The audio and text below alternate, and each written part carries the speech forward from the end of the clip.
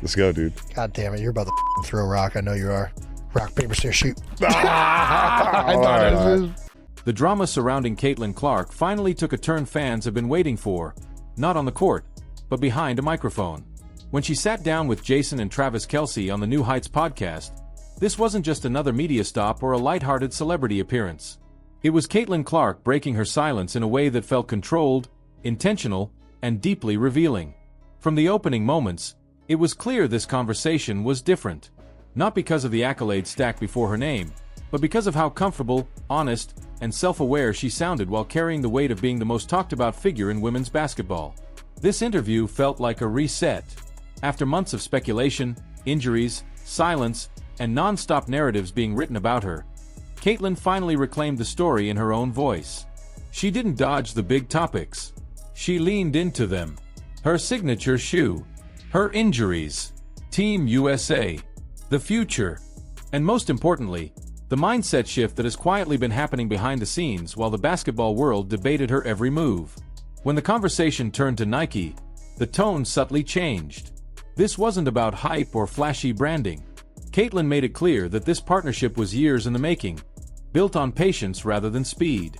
The launch wasn't a finish line. It was a runway. Everything about how she described it pointed to long-term vision instead of instant gratification. The logo, the merch, the campaign, all of it was just the opening chapter to something she's been building deliberately. The real moment, the one she's most excited about, is stepping onto the court wearing her own shoe, not someone else's legacy, not a borrowed design, but something that represents her game, her journey, and her standards. What made this moment resonate was how personal she framed it. The commercial wasn't manufactured. It was filled with people who mattered to her, from her coaches to lifelong supporters. That choice spoke volumes. Caitlin isn't chasing spectacle. She's anchoring herself in authenticity. Seeing that vision finally come to life wasn't about validation. It was about alignment. For the first time, the public version of Caitlin Clark and the private one felt fully synced. Then came the part fans hadn't truly heard before. The injuries. Not as headlines or timelines, but as lived experience. Caitlin didn't dramatize it. She didn't complain. She explained it. A cycle of nagging injuries that derailed what she had imagined for the season. Groins, quads, setbacks that stack on top of each other and force an athlete to confront patience in the most uncomfortable way possible. For someone whose game thrives on rhythm and constant motion, being forced to stop, to relearn how to run, to re-enter competition against the best players in the world with no easing in, that's not just physical. It's mental. What grounded her reflection was how she reframed the season. Instead of focusing on what was lost, she focused on what the Indiana Fever endured together.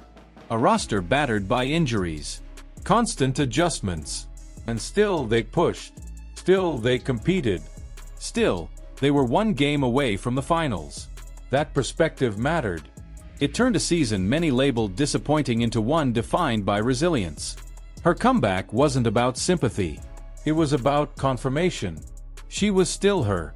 Still belonged. Still capable. When the conversation shifted to Team USA, the clarity sharpened even more. Caitlin described it as being thrown straight back into the fire. No comfort zone. No easing back. Just elite players, elite reps, elite expectations. That environment didn't intimidate her. It energized her. Duke as the setting only added to the gravity. Historic floors have a way of reminding players who they are and what they're chasing. For Caitlin, that moment wasn't symbolic. It was strategic. World Cup in 2026. Olympics in 2028. She laid it out plainly, not as a promise, but as intent. No hype.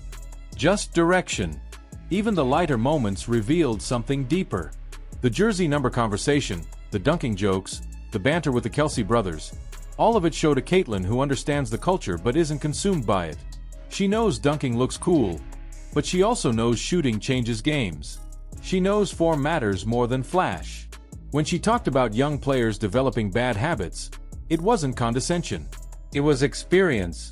And when she laughed about her dad correcting her mechanics instead of letting her launch logo shots, it became clear. The foundation was always there. Discipline before applause. Process before praise. That mindset carried straight into how she discussed her signature shoe. This wasn't about slapping her name on a product. She was deeply involved. From the tech to the feel to the identity. She openly acknowledged that multiple brands offered her a signature shoe, some faster than others. But speed wasn't the goal. Quality was. Nike meant patience. It meant doing it right.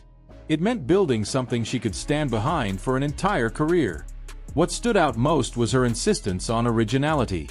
She didn't want a recycled silhouette. She didn't want something that felt like a remix of someone else's legacy. Even though she plays in Kobe models, she was clear. Her shoe had to be unmistakably hers. Comfortable, innovative, and designed for how she actually plays. She talked about technology with the same intensity she brings to basketball, explaining how performance matters just as much as aesthetics. Cushioning, feel, innovation, details that casual fans might overlook but hoopers obsess over. When she mentioned that the technology going into her shoe is something Nike has never done before, it didn't feel like marketing language. It felt like pride, like ownership, like someone who understands exactly what she needs and refused to compromise. That's why this interview landed differently. It wasn't loud. It wasn't defensive. It was confident. By the time the conversation wrapped, one thing was clear. Caitlin Clark isn't chasing moments. She's building chapters. Whether she's joking with the Kelce brothers, breaking down fundamentals, or mapping out her international future, she comes across as someone who knows exactly who she is and where she's headed. The silence wasn't absence. It was preparation. Now it's your turn. After hearing Caitlin speak openly about her injuries, her mindset, and the vision behind her signature shoe, do you feel like this next chapter is about to be her biggest yet? Are you excited to see her finally lace up her own shoe on the court? Drop your thoughts in the comments. Hit like if this breakdown gave you a deeper look into who Caitlin Clark really is, and subscribe so you don't miss what comes next. Because if this interview is any sign, the story is just getting started.